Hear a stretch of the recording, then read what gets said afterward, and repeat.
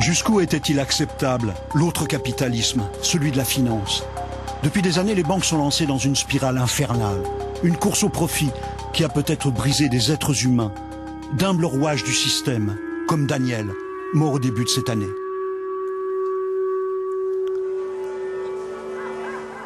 Dimanche dernier, à la chapelle de Locdieux, l'office se termine.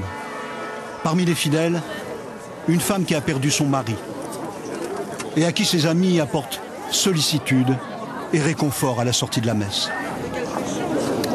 Surtout que bon, j'ai 2 enfants qui sont quand même assez jeunes et un ado, quoi, hein, ado, voilà. Donc c'est vrai que c'est pas facile.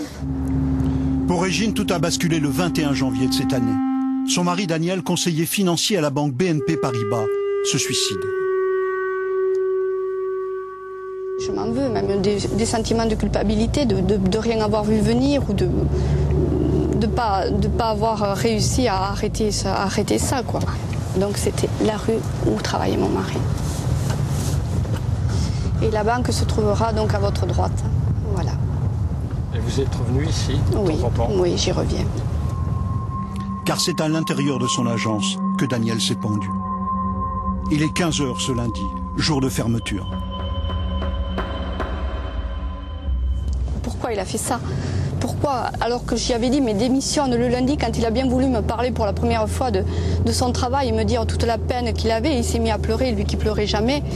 Mais j'ai dit, mais démissionne, tu n'es pas marié avec la banque, et on va faire autre chose, même moi, on prendra un petit commerce, on s'arrangera.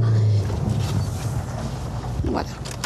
Régis et Daniel s'étaient installés ici, à Villefranche-de-Rouergue, dans l'Aveyron, il y a 20 ans. De ces temps heureux, il ne reste que des cendres. Avant de se suicider, Daniel va laisser une lettre. Des mots d'amour pour dire adieu à sa famille, mais aussi l'expression d'une souffrance dans son travail. Je suis broyée, laminée, humiliée, fatiguée. J'ai toujours respecté mes clients en essayant de rester le plus correct avec eux. De ce côté-là au moins, on peut rien me reprocher. Daniel. Pour comprendre le geste de Daniel, Régine se remémore ses dernières paroles et lui raconte cette convocation à la direction de la banque qui tourne mal.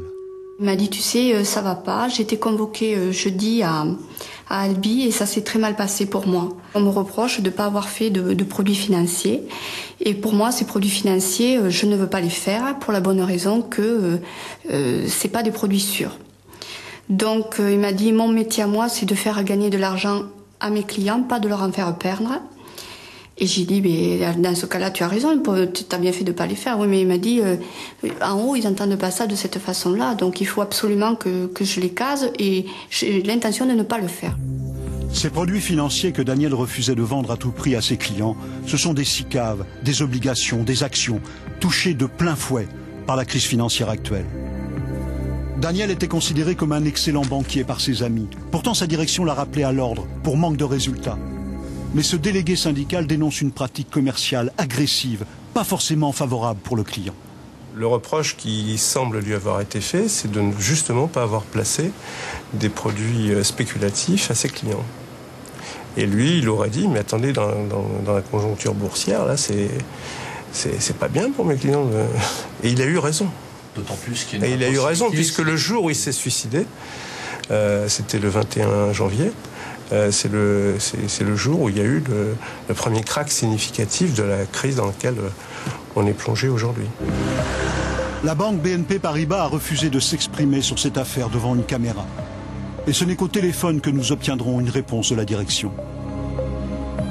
Ça s'est passé chez nous, donc on l'a classé comme accident du travail parce que c'est la meilleure mesure à prendre pour protéger la famille. On n'a quasiment jamais de problème avec les clients et en tout cas, alors que d'autres banques ont eu des procès qui leur ont été faits parce qu'elles ont placé des produits sophistiqués à des gens qui n'avaient pas la capacité de les acheter, nous avons vraiment une déontologie qui est très forte là-dessus.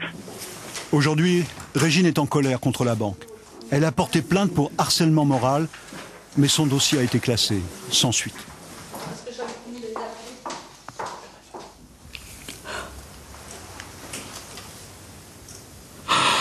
Aucun boulot ne mérite qu'on meure.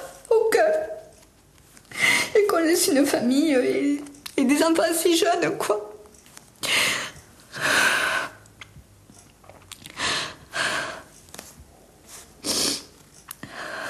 La crise détruit des destins, obscurcit le futur de millions de gens. Même chez ceux qui pensaient avoir l'avenir devant eux, ceux qu'on s'arrachait il y a